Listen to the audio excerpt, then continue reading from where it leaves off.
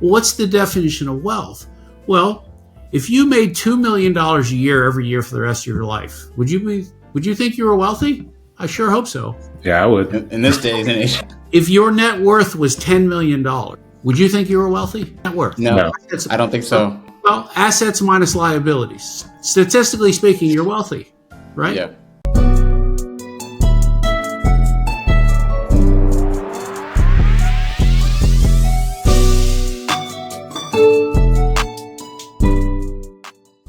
Welcome back to another episode of Why Y'all Working. I'm your co-host, Michael Ogunsanya. We got Alairé, Jameson to my right, and we have the amazing Ben Lyons, managing director, real estate extraordinaire, someone that's owned over 300 properties, mixed use, retail, someone that understands what goes into building a building, not only from the ground level and foundation, but through partnerships.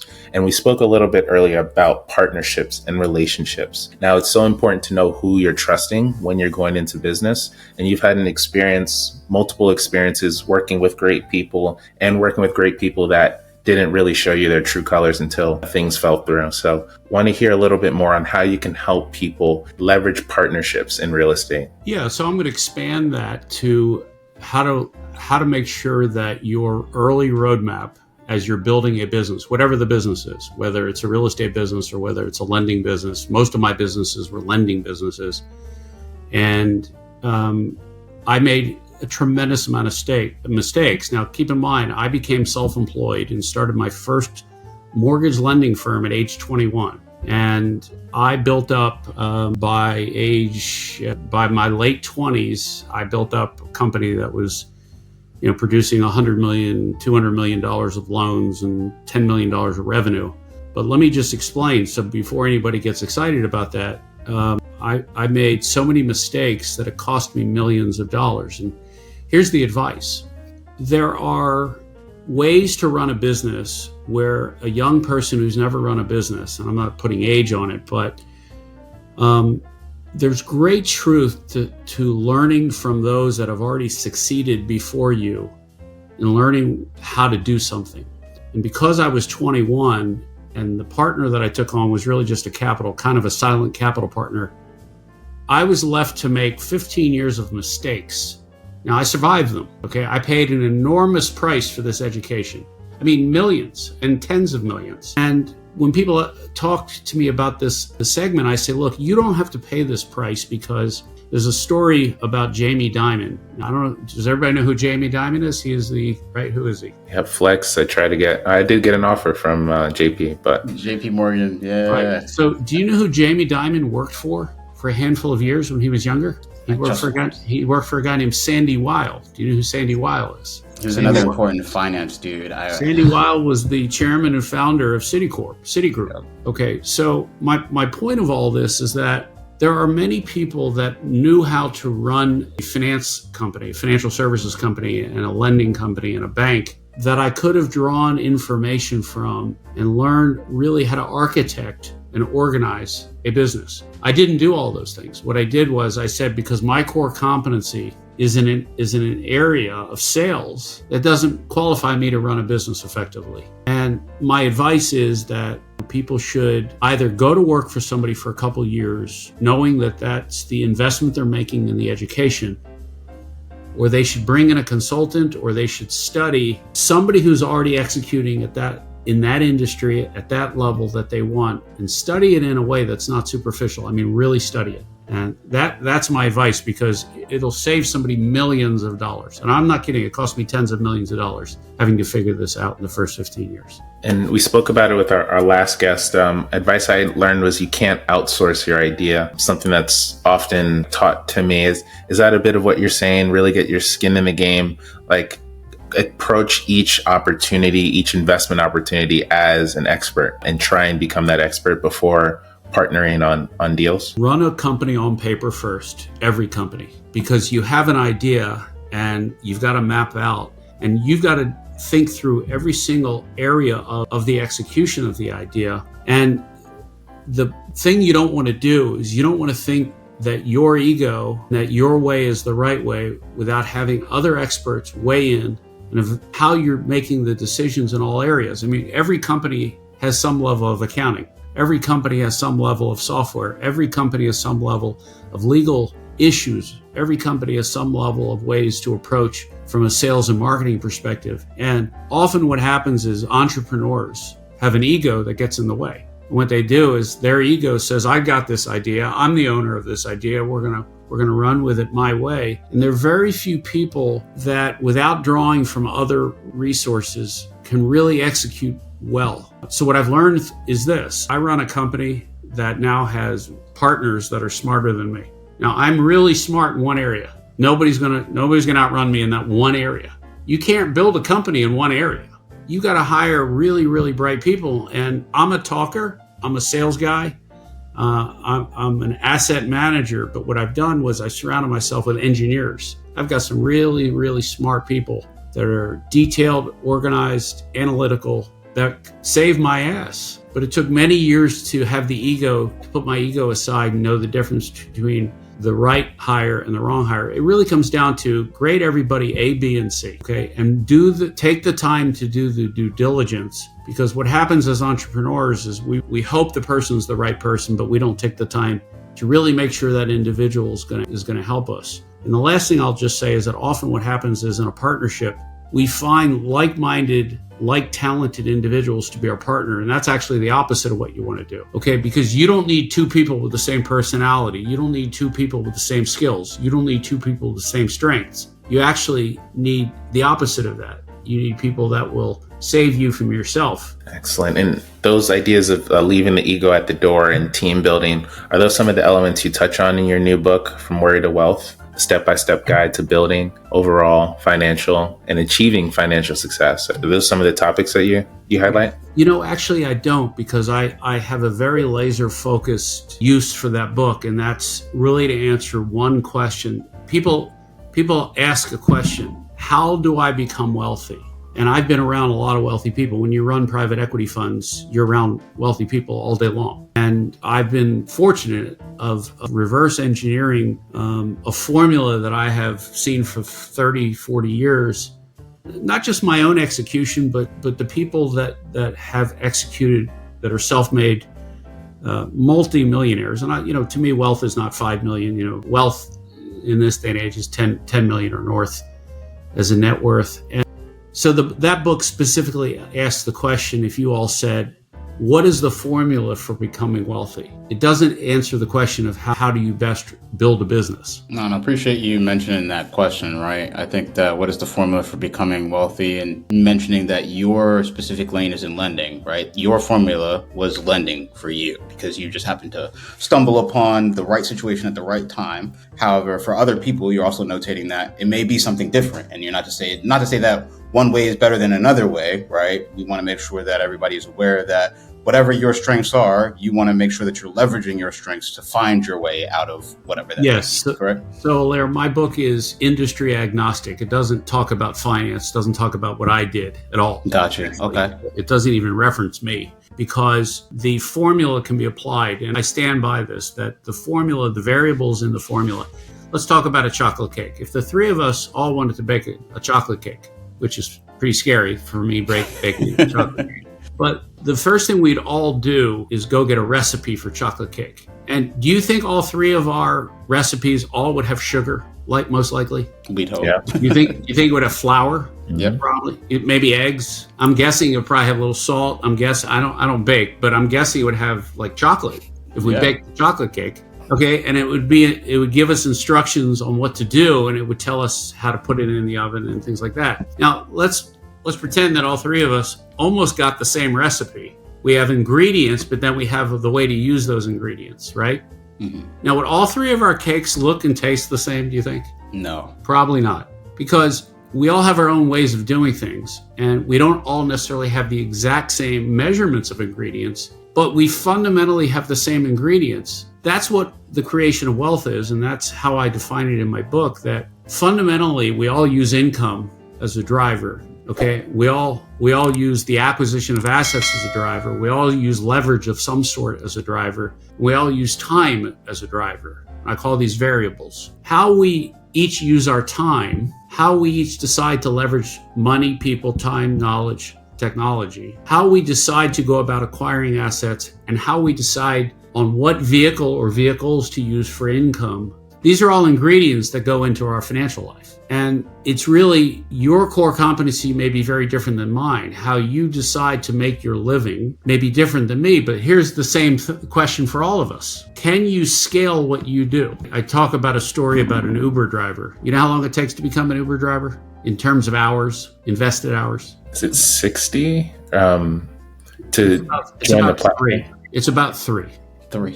Jeez. Okay. Now it takes a couple weeks to actually be notified because they run backgrounds and things like that. But to go on their app and fill it out and do certain things, it's really about 2, but I round that up to 3. You're scaring me. I've been in Ubers all month.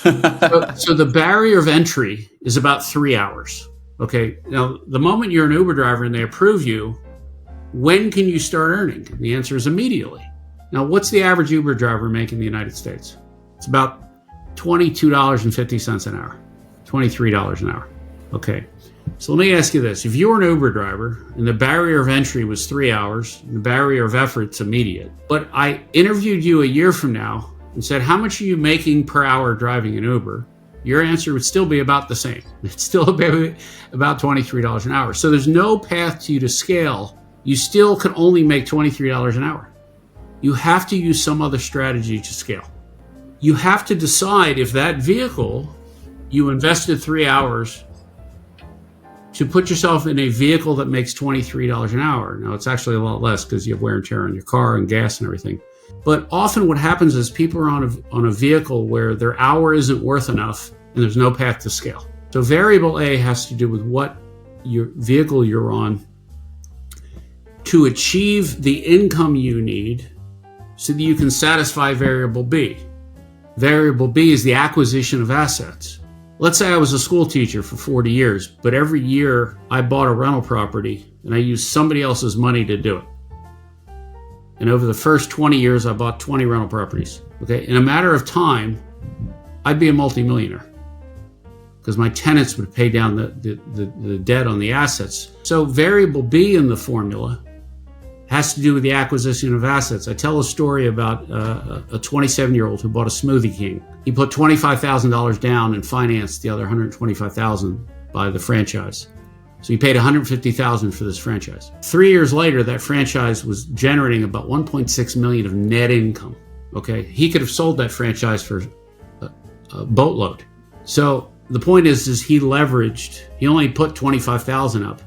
He leveraged the franchise. So variable B is the acquisition of assets. And by the way, building a business is an asset, right? Because it's an enterprise that can be sold. And how we execute on variable A in building our income, how we execute on variable B or acquisition of assets has to do with how we utilize variable C and D, which is leverage and time. Interesting. And I would love to get a little bit deeper into your portfolio, the essence that's allowed you to get to this point.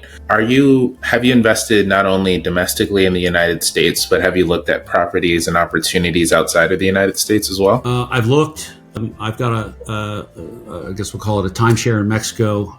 I've looked in other countries, but it's just not necessary for me. It's too far. I talk about if you're going to invest in real estate, you got to decide how far away you want to go from where you live, because real estate to me is it's not a passive game unless you've got a great property manager. I've had property managers before, and I own real estate in 12 states right now, but it's not easy. Okay, because if you're not there with that asset, you better have a great local manager. So I've never really gone outside the United States to acquire real estate. Understood. And that idea, is that a common misconception that real estate is the quickest way to passive income? Well, you're talking to a guy who, when I teach my real estate course, and Alairé happened to have taken my real estate course, when I teach real estate, I teach it from a point of view that real estate, my famous saying is, you're broke until you're wealthy. If you've ever heard me teach about real estate, variable A is the creation of income. Variable B is the acquisition of assets. Real estate to me is only a variable B strategy, okay? Because the only time real estate makes you money,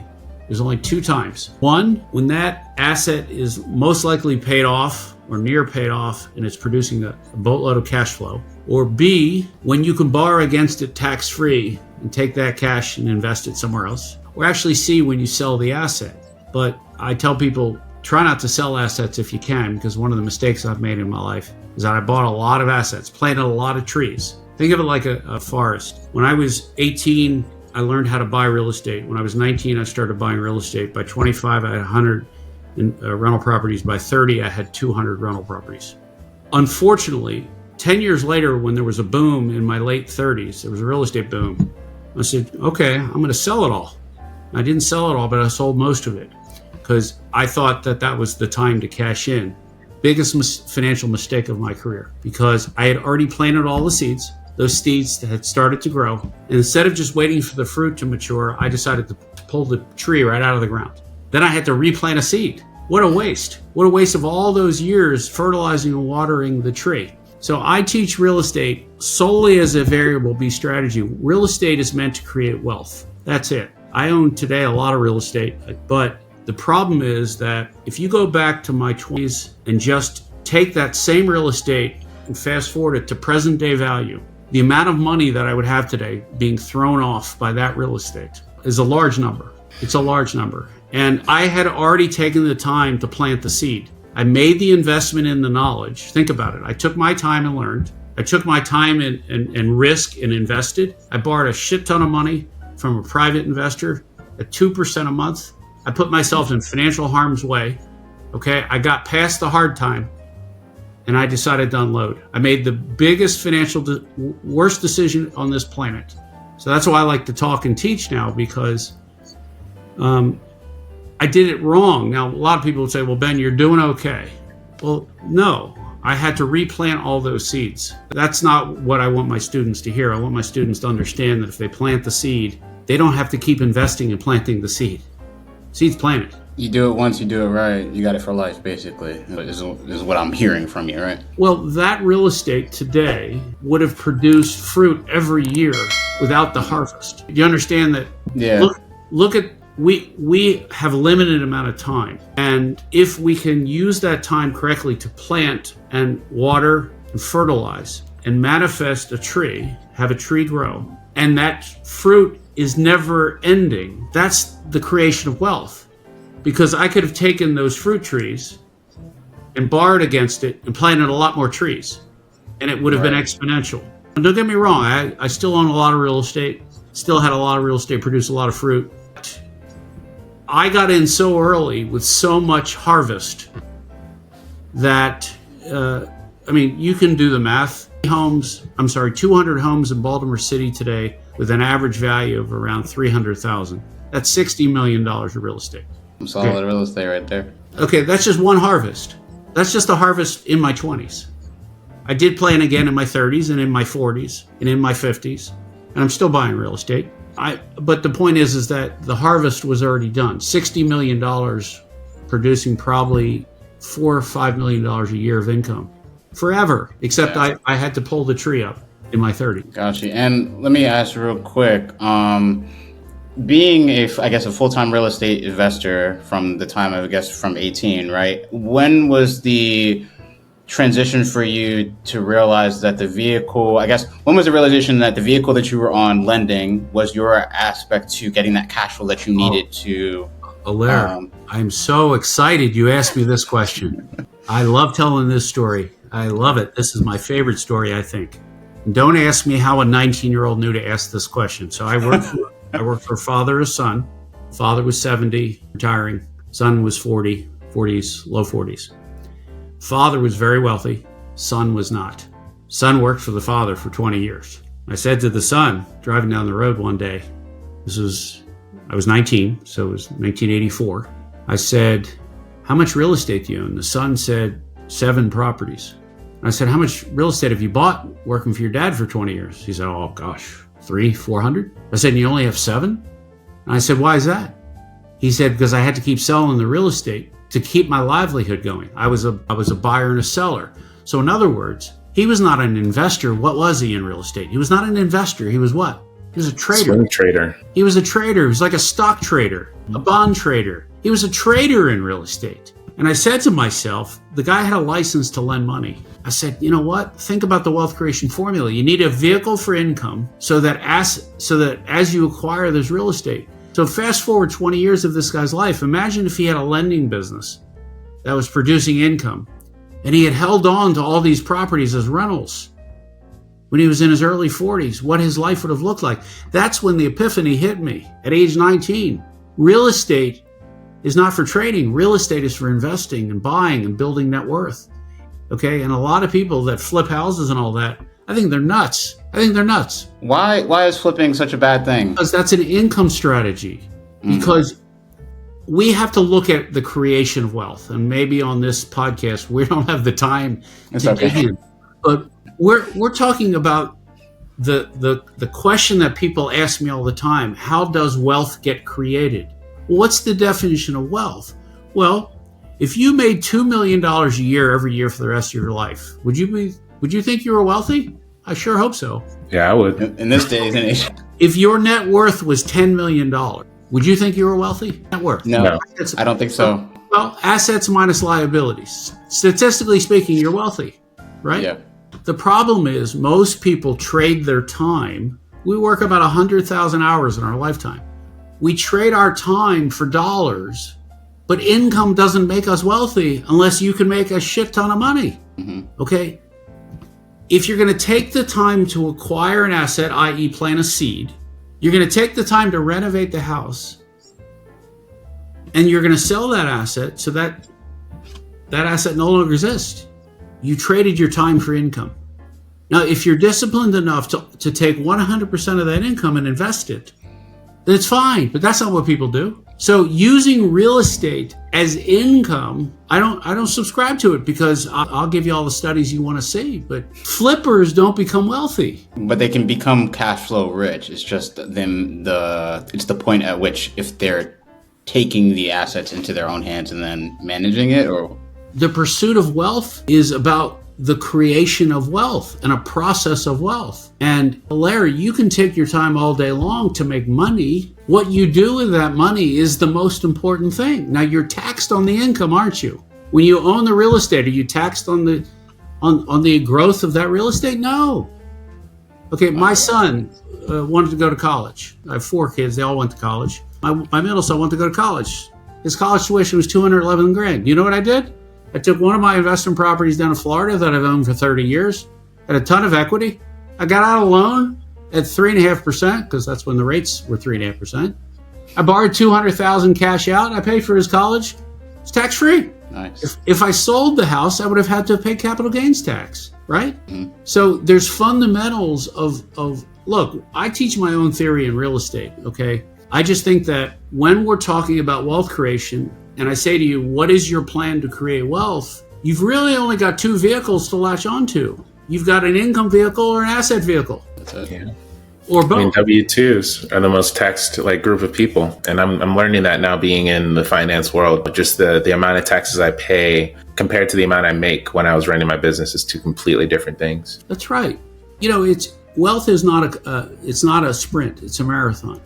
And the reason I talk to flippers all the time about why are they flipping houses for income, really, what does that 5, 10, 15, 20-year path look like for wealth creation? Sure, they're creating income, but are they creating wealth? And in another episode, we'll unravel that discussion. No, for sure. And that's a great place to end this segment. Thanks again, Ben, for sharing some of your insights about Warrior to Wealth and the concepts behind your book, applying that agnostically to any field, and being able to utilize it to your best advantage, no matter who you are. So thank you again for sharing those insights with us. Appreciate it, Ben. Yeah, my pleasure.